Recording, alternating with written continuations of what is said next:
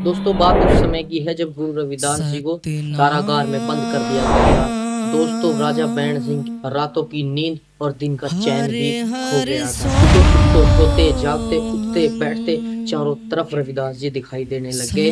अकाल पड़ने की निशानियां सामने आने लगी। दोस्तों फिर राजा बैंड सिंह ने अपने राज्य के पुरोहितों को बुलाया, अपने राज्य के सभी सर्वश्रेष्ठ वास्तुशास्त्र वालों को बुलाया और पूछा कि मेरे राज्य में ऐसा क्यों हो रहा है। तो उन सभी ने यही बताया कि आपने रविदास जी को कारागार में बंद करके अपने राज्य में ये विपदा लाई। और दोस्तों जब राजा बैंड सिंह को यह बात पता लगी तो राजा बैंड सिंह तभी उठ के भाग खड़ा हुआ कारागार की तरफ। और दोस्तों राजा बैंड सिंह जब कारागार के दरवाजे पर पहुंचा, अंदर पहुंचा, देखता है कि गुरु रविदास जी अंतर ध्यान होकर उस प्रभु परमात्मा की भक्ति में लीन बैठे हैं। तो राजा बैंड सिंह रविदास जी के चरणों में जाकर नतमस्तक होता है और उनसे क्षमा मांगता है। और दोस्तों 28 दिसंबर सन 1516 ईस्वी में पूरे कारागार में संगत की भीड़ जमा हो गई, लोगों की भीड़ जमा हो गई और गुरु रविदास जी की जय जयकार जो है चारों तरफ गूंजने लगी।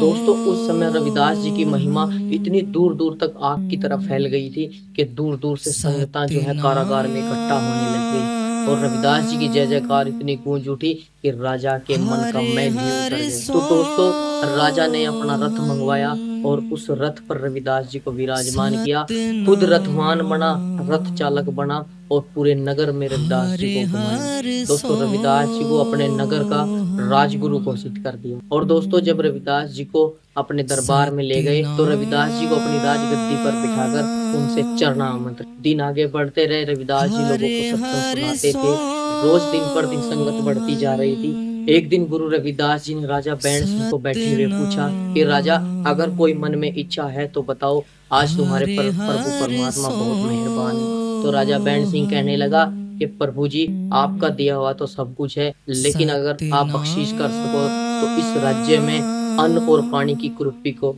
समाप्त कर दीजिए। तो दोस्तों रविदास जी ने वहां पास में पड़े हुए कुछ पत्थरों को उठाया और राजा बैंड सिंह की झोली में डाल दिया कि राजा जाओ ये पत्थर लेकर जाओ और इनके बराबर मुझे अनाज ला के दो, मुझे संत समागम करना है। तो राजा बैंड सिंह के मन में फिर अभिमान आ गया कि मुझे इतना 4-5 सेर अनाज तो कोई भी साहूकार दे देगा।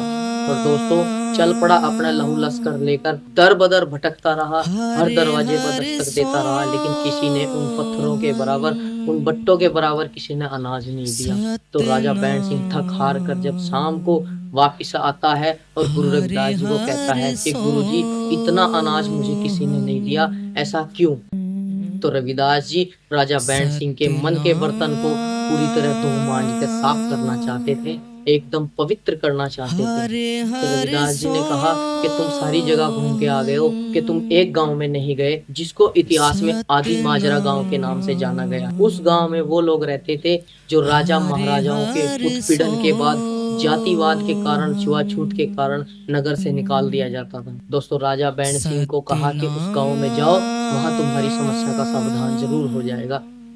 तो राजा बैंड सिंह सुबह ही अपने घोड़े पे सवार होकर अपना लहू लश्कर लेकर और चल पड़ा आदि माजरे की तरफ। आदि माजरा गांव में जाते ही जब लोगों ने देखा कि राजा अपने पूरे लहू लश्कर के साथ, अपनी पूरी सेना के साथ आ पड़ा है, तो वो लोग डर गए और अपनी अपनी झुपड़ियों में जाकर छुप गए। लेकिन एक माता जिसको इतिहास में मंगला माता के नाम से जाना गया है, अपने दरवाजे पर बैठी थी। राजा बैंड सिंह उसके पास गया और राजा बैंड सिंह कहने लगा कि मुझे इन बट्टों के बराबर, इन पत्थरों के बराबर अनाज चाहिए। तो वो माता मंगला राजा बैंड सिंह से कहने लगी कि भाई हम लोग तो वैसे ही भूख प्यास से तड़पते हैं, हमारे पास कहाँ इतना अनाज है। अगर तुम्हें यकीन नहीं आता तो तुम भी अंदर जाके देख लो, अगर कहीं अनाज मिले तो ले जाओ। तो राजा बैंड सिंह जब अंदर गया, उस झोपड़ी में गया और एक बर्तन का जब ढक्कन उठा के देखता है तो वो बर्तन जो है नको नक अनाज से भरा हुआ था। उसने पूरे बर्तन को साफ करके सारा अनाज अपनी झोली में डाल लिया और लेकर अपने घोड़े पर चल पड़ा सवार। दोस्तों रविदास जी के पास पहुंचा और रविदास जी को कहने लगा कि गुरु महाराज ये अनाज मैं ले आया हूँ। लेकिन रविदास जी कहने लगे कि भाई ये अनाज तो कम है। रविदास जी कहने लगे कि ये अनाज तो कम है, इसको और ज्यादा करना पड़ेगा, थोड़ा और अनाज लगेगा। तो राजा बैंड सिंह रविदास जी से कहने लगा कि जितना अनाज था मैं सारा ले आया हूँ, अब वहाँ और अनाज नहीं है। तो दोस्तों, और रविदास जी भी राजा बैंड सिंह के मन को बिल्कुल साफ, स्वच्छ और पवित्र करना चाहते थे। इसलिए राजा बैंड सिंह को कहा कि जाओ, दोबारा वहीं जाओ और वहीं तुम्हें इतना अनाज और मिलेगा। तो दोस्तों, राजा बैंड सिंह इस बार समझ गया था कि ये कोई महिमा है सतगुरु रविदास महाराज की, ये कोई पक्का चमत्कार है। तो रविदास जी की आज्ञा लेकर राजा बैंड सिंह चल पड़ा और फिर वहीं आदि माजरा गांव के पास जाकर, लेकिन इस बार राजा बैंड सिंह ने आदि माजरा पहुंचकर उस माता मंगला को पहले प्रणाम किया, उसके चरणों को स्पर्श किया कि इतना बड़ा राजा आज मेरे पैरों में गिर रहा है, ये पक्का ये मेरे गुरु महाराज की, ये सतगुरु महाराज की कोई न कोई मेहर है, कोई न कोई चमत्कार है। तो दोस्तों, राजा बैंड सिंह माता मंगला से निवेदन करता है कि मुझे 5-6 सेर अनाज और चाहिए, जो मेरे गुरुवर, मेरे रहबर, मेरे सतगुरु रविदास महाराज ने मंगाया है।